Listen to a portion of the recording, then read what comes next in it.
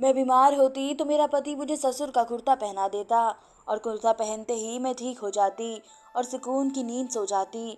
लेकिन सुबह जब मैं उठती तो मेरा कुर्ता बदला हुआ होता और यही सोचती थी कि आखिर मेरा कुर्ता कौन बदलता होगा और ससुर के कुर्ते में ऐसा क्या है कि मैं फौरन ठीक हो जाती हूँ और मुझे सुकून की नींद आ जाती है। एक दिन यूं ही कामों से फारिग होकर मैं कमरे में आई तो मुझे मेरे जिस्म में दर्द महसूस होने लगा।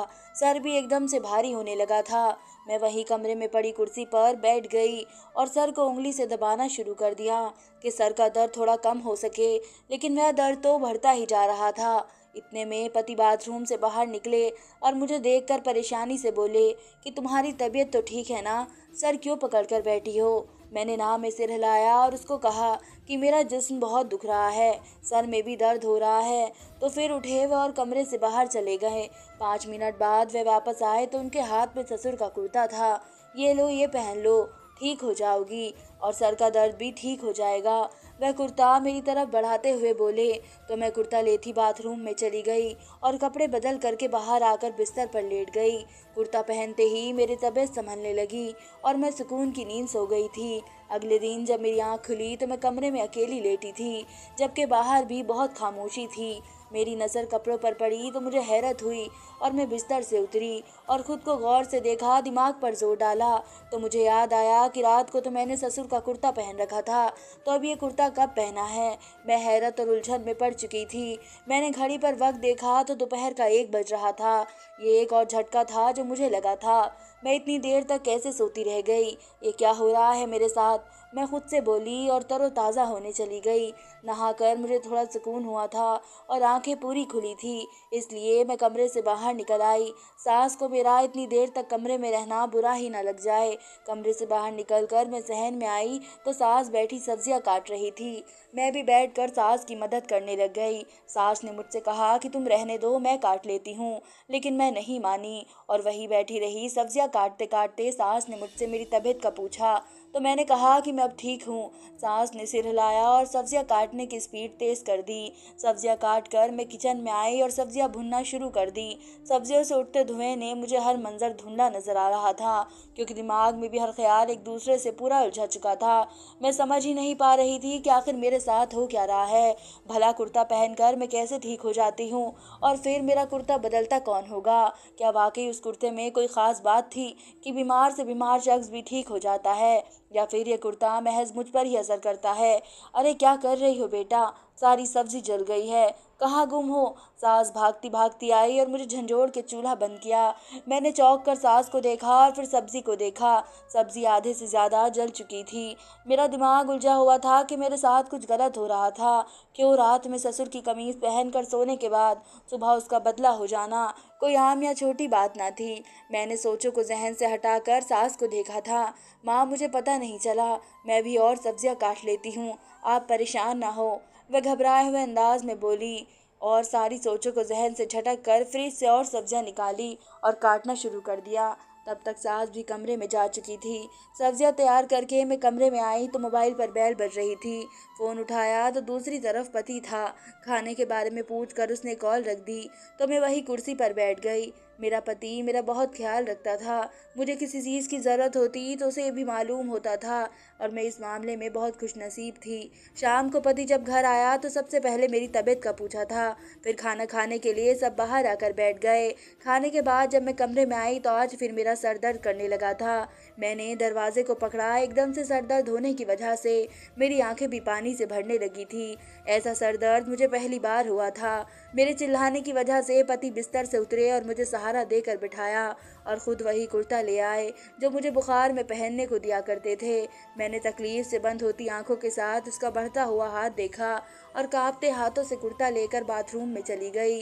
कुर्ता पहनने के कुछ मिनटों बाद ही मेरा सर दर्द कम होने लगा और मुझे नींद आने लगी थी। बिस्तर पर लेटते ही मैंने पति से लाइट बंद करने को कहा और करवट लेकर सो गई। अगले दिन भी मेरी आंख देर से ही खुली थी और आज फिर कुर्ता बदला हुआ था। मैंने गहरी सांस लेकर चेहरे पर हाथ फेरा और उठकर बाहर आ गई। छुट्टी का दिन होने की वजह से आज ससुर और पति दोनों ही घर थे। सबको सलाम करके मैं भी कुर्सी पर बैठ गई तो ससुर मेरी तबीयत का पूछने लगे। बेटा, आप कैसी तबीयत है तुम्हारी? ये बता रहे थे कि तुम्हारे सर में रात को बहुत दर्द था। परेशान आवाज में ससुर बोले और मुझे देखा था तो मैंने हाँ में सिर हिलाया और सर झुका लिया था। ससुर अब फिर से पति के साथ कारोबारी बातों में मसरूफ हो चुके। मैंने एक नज़र अपने पति को देखा और कुर्सी से टेक लगा कर बैठ गई। दिन ब दिन मेरी सोचों में बदलाव होता जा रहा था, लेकिन किसी भी सोच का जवाब नहीं होता था। एक बार फिर मैंने पति को देखा जो अपने बाप से बात कर रहे थे। दिमाग भटक कर कमीज पर फिर से जा अटका था। आखिर ऐसा क्या था उस कुर्ते में जो पति दवाई देने की बजाय वह कुर्ता देता था, और पति उस कुर्ते पर इतना यकीन क्यों करता था, जबकि वह खुद एक पढ़ा लिखा इंसान था। तो फिर इन सब बातों पर यकीन करना एक जहालत की निशानी है, क्योंकि अगर कमीज की हालत पर गौर किया जाए तो वह किसी काम की नहीं थी, जो अब फटने के करीब पहुंच चुकी थी। लेकिन उसको फेंकना तो दूर, उसे सफाई के लिए भी इस्तेमाल नहीं किया जा रहा था। इतने में अजान हुई तो मैंने चौंक कर सहन को देखा तो अब सहन खाली था, जबकि सास एक कोने में अलग पोर्शन पर खड़ी वजू कर रही थी। इतनी जल्दी आप नमाज पढ़ने चली गईं? अभी तो अजान भी पूरी नहीं हुई थी। अरे बहू, उठकर तू भी नमाज पढ़ ले, और हाँ, फिर खाना भी पका लेना। दिन वैसे भी इतने छोटे होते हैं। सर्दियों में सास ने सर पर दुपट्टा डालते हुए कहा, और फिर अंदर कमरे की तरफ बढ़ गई। मैं भी उठी और नमाज अदा करने की नियत से कमरे में आ गई। दिन तो वाकई बहुत छोटे हो चुके थे, पता ही नहीं चलता था और दिन गुजर जाता था। नमाज के बाद मैं किचन में आई और रात के खाने की तैयारी शुरू कर दी। पति और ससुर भी नमाज पढ़कर आ चुके थे।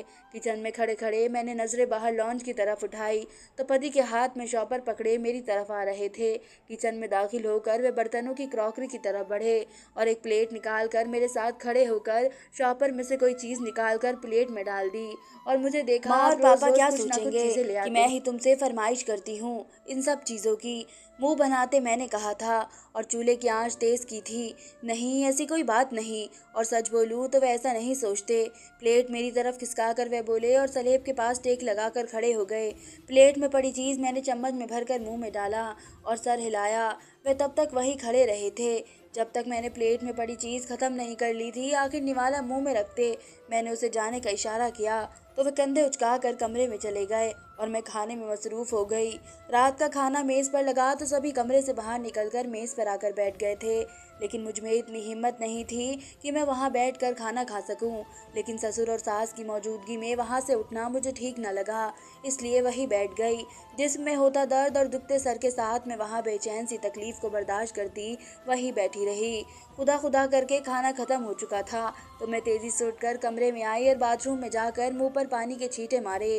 रोज़ रोज़ के बुखार से मैं अब तंग आने लगी थी। जिस्म से उठते दर्द की वजह से मैंने सर को ज़ोर से झटक दिया और पति को बुलंद आवाज़ में पुकारा, क्योंकि सर के भरते दर्द से मुझे लगता था कि वो उसी लम्हे मर जाऊंगी। मेरी आवाज़ सुनकर वे कमरे में आए और मुझे दीवार का सहारा लेकर खड़ा देखकर परेशान हो गए। क्या हुआ है तुम्हें? इस तरह से क्यों खड़ी हो? तुम बाजू पकड़े वह बोले थे। मैं नहीं जानती हूँ मुझे क्या हो रहा है, मेरा सर दर्द से फट जाएगा। तुम ऊपर वाले के लिए डॉक्टर को बुला दो। सर को थामे खड़ी थी। अच्छा अच्छा ठीक है, तुम ये पहन लो, मैं डॉक्टर को कॉल करता हूँ। ससुर का कुर्ता वे मुझे थमाते बोले। कुर्ता देखकर मुझे बहुत गुस्सा आया था। अजीब आदमी था। एक तो मैं तकलीफ से बेहाल हो रही थी और वह था कि कुर्ता थमा रहा था। मैंने कुर्ते को हाथ से पकड़ा और बाथरूम का दरवाज़ा बंद कर लिया और कुर्ता बदल कर वापस बाहर निकल आई। मैंने डॉक्टर को कॉल कर दी है, वे बस आते ही होंगे। तुम लेट जाओ यहाँ पर। उससे पहले मैं कुछ कहती वे खुद ही सफाई पेश कर चुके थे। मैंने सर हिलाते लाल आंखों से उसे देखा और बिस्तर पर आकर लेट गई। अचानक से ही मुझे मेरा वजूद हल्का महसूस होना शुरू हो गया और सुकून की नींद आने लगी थी। मैंने कुछ नींद में महसूस किया कि कोई मेरे पास बैठा था। फिर मेरी नींद गहरी हो गई। अगली सुबह मेरी आंख खुली तो मैं अपने कुर्ते में मौजूद थी। कुर्ते को छोड़कर मैंने खुद को तसल्ली दी और फिर उठकर कमरे से बाहर निकल आई। गुजरते गुजरते मेरी नज़र सामने लटके कुर्ते पर पड़ी तो मैं चलती चलती कुर्ते तक आई और उसे पलट पलट कर देखा। माँ कुर्सी पर बैठी मुझे ही देख रही थी। क्या देख रही हो बेटा? माँ ने सवाल किया तो मैंने आंखें बड़ी की माँ को देखा और कुर्ते का एक कोना हथेली में मसला। माँ, कभी कभार मुझे लगता है कि ये जादुई कुर्ता है, उसे पहनते ही मैं बिल्कुल ठीक हो जाती हूँ। क्या पापा ये कुर्ता किसी जादूगर से लाए थे? किसी जवाब मिलने की वजह से मैं बोली थी और एक बार फिर कुर्ते को देखा था। मेरी बात सुनकर माँ का लहजा बुलंद हुआ था। कुर्सी से उठती हुई वे मेरे पास आई और मेरा कंधा थाम कर बोली कि तुम भी ना अजीब बातें करती हो, चली जाओ कुछ खाओ। फिर खाने की तैयारी कर लेना और देखो घर पे कितना गंदा हो गया है। माँ तो मुझे साफ साफ टाल कर चली गई थी। मतलब कुर्ते में कोई तो राज है जो माँ मुझे बताना नहीं चाह रही है और यूँ मुझे टाल रही है। माँ के जाते ही मैंने कुर्ते को अच्छे से देखा लेकिन मुझे कुछ भी खास न मिला था, इसलिए मुंह बनाती घर के कामों में मसरूफ हो गई। शाम तक घर के सारे काम हो चुके थे। सारे कामों से फारिग होकर मैं कमरे में आई और कपड़े बदले। कपड़े बदलने के बाद मैं आईने के सामने आई तो मुझे एकदम से कमरे में अजीब घुटन सी महसूस होने लगी थी। मैंने मुंह खोलकर सांस लेने की कोशिश की तो सांस लेना भी दुश्वार हो रहा था। मैंने कंघा मेज पर रखा और कमरे से बाहर आकर पानी का पूरा गिलास पिया, लेकिन रत्ती भर भी फर्क नहीं पड़ा था। मुझे लगा कि यह सब बहुत नॉर्मल है। सारा दिन ठंडे पानी में काम करने के बाद खांसी की परेशानी हो सकती है, इसलिए मैंने अपने लिए गर्म पानी उबाला और गरारे किए। इससे मेरे हलक को भी काफ़ी सुकून मिला था और सीने पर बड़ा दबाव भी थोड़ा कम हुआ था। गिलास वापस रख कर मैं बाहर निकली तो बाहर दरवाजे पर दस्तक हुई। मैंने सोचा है कि नन ससुर और पति ही होंगे। सर पर दुपट्टा किए मैंने दरवाज़ा खोला और दोनों को सलाम किया, जिसके जवाब दोनों ने वक्त में दिए। आप दोनों कपड़े बदल लें, मैं खाना लगाती हूँ। तब तक पति के पीछे पीछे चलती मैं बोली तो दोनों गर्दन हिलाते कपड़े बदलने कमरे में चले गए। 5 मिनट में मेज़ पर खाना लग चुका था। सास और ससुर तो मेज़ पर आ चुके थे लेकिन पति अभी तक नहीं आए थे। मैं उठी और कमरे में उनको बुलाने के लिए चली गई, लेकिन वह किसी से गुस्से में फ़ोन पर बात कर रहे थे। देखो, तुमने अगर मुझे माल पूरा ना दिया तो तुम सोच भी नहीं सकते मैं तुम्हारे साथ क्या सलूक करूँगा। तुम नहीं जानते यहाँ तक आने में मैंने कितनी मेहनत की है। अब अगर तुम इस तरह से माल देने से मना करोगे तो कुछ भी नहीं बचेगा। तुम्हें समझ नहीं आ रहा कि मैं क्या कह रहा हूँ। मैं नहीं जानता तुम्हें इसलिए पैसे दिए जाते हैं ताकि तुम वे माल बगैर किसी के नज़रों में लाए मुझ तक पहुँचाओ। पति के गुस्से में की जाने वाली सारी बातें मुझे उलझा गई थी। अभी वे कुछ और कहते कि मैंने दरवाजे पर दस्तक दी तो वह फ़ौरन फ़ोन बंद करते हुए मुड़े और मुझे देखा। पति का उड़ा हुआ रंग देखकर मुझे हैरत का झटका लगा था। भला उसमें इतना डरने की क्या बात है। ये कौन सा पहली बार हुआ था कि मैंने उसकी फ़ोन पर होने वाली गुफ्तगू सुनी थी। तुम कब से यहाँ खड़ी थी? खौफ की आवाज़ में वो बोले और चलते चलते मुझ तक आए थे। मैं अभी आई थी। वो पापा क्या कर रहे हो? आप छोड़ो मेरा बाजू, मुझे तकलीफ़ हो रही है। मेरा लफ्ज़ मुंह में ही रह गया था जब पति ने मेरा बाजू ज़ोर से दबोचा था और मुझे गुस्से से खुलकर बोला कि तुम जाहिल औरत हो। तुम्हें इतना भी नहीं पता कि जब कोई बात कर रहा हो तो उसे तंग नहीं करते, और ये दरवाज़ा नहीं था, तुम बजा कर आ सकती थी। ये सब बोलने के साथ साथ उनकी पकड़ और मजबूत होती जा रही थी। मैंने भरी हुई आंखों से पति को देखा था लेकिन बोलने की हिम्मत मुझ में बिल्कुल नहीं थी, क्योंकि पति का ये रवैया देखकर मैं खुद बहुत खौफ में हो गई थी। अब रोना बंद करो और आकर खाना खाओ। खबरदार जो किसी से कुछ भी कहा तो बाजू छोड़ते हुए अजीब अंदाज में बोला और खुद कमरे से बाहर निकल गया। मैंने बाजू मलते पति को देखा और आंखें मसलती और रगड़ती बाहर आ गई और सबके साथ बैठकर कुछ निवाले जहर की तरह खाए। खाने के बाद सब कमरे में सोने जा चुके थे। मैं भी बर्तन समेट के कमरे में आई तो पति को सोता पाया।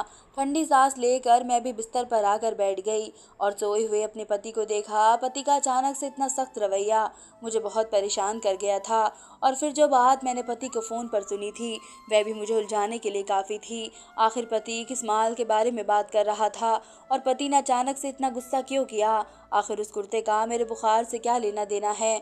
मैं इतनी शक्की मिजाज की क्यों हो गई हूँ? सर को थामे मैं खुद से बोली और बेड से टेक लगा कर बैठ गई। रात फिर मैं सोच सोच कर परेशान थी और इसी तरह रोज़ के मामले के साथ एक और दिन का भी इजाफा हो गया। सुबह नाश्ते के बाद घर के काम ख़त्म करना और फिर खाने की तैयारी करना, ये रोज़ का मामला था। अब वैसा ही चल रहा था, लेकिन एक रात में मेरी सोचों का रवैया बदल गया था। मैंने सोच लिया था कि अब घर में होने वाले हर अजीब वाक्य के पीछे छुपे राज के बारे में पता लगा कर रहूंगी। यूं ही दिन गुजरते गए और एक हफ्ते में मैं 3 बार बीमार हुई, जिसका इलाज सिर्फ वही कुर्ता था। इस दौरान जब मैंने वह कुर्ता पहना था मैं ठीक हो जाती थी। यूं ही एक दिन सास की अचानक बहुत तबीयत खराब हो गई थी। घर पर भी कोई नहीं था कि मैं सास को डॉक्टर के पास ले जाती।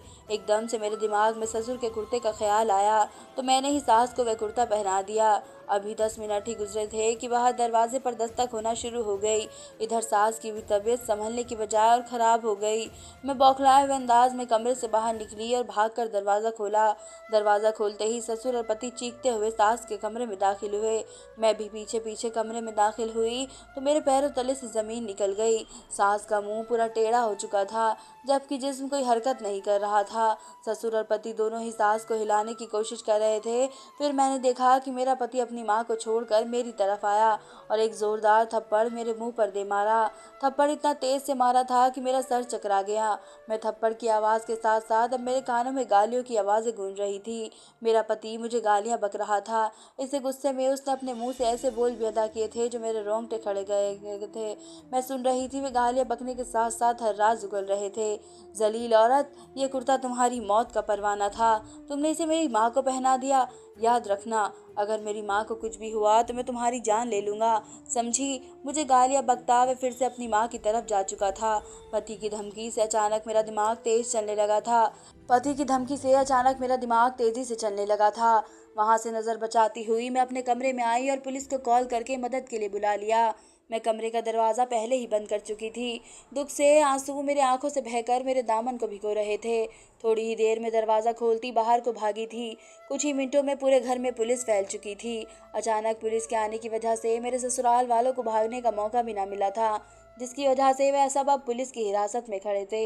हर तरफ पुलिस की गाड़ी की सायरन की आवाज़ और चीखों पुकारों की आवाज़ें, मेरे ससुर को मुझे बद्दुआ देने की आवाज़, मेरे पति की मुझे गालियां बकने की और तलाक देने की आवाज़ गूंज रही थी। मैं खुद को थामे लेडी कांस्टेबल के घर में महफूज खड़ी थी।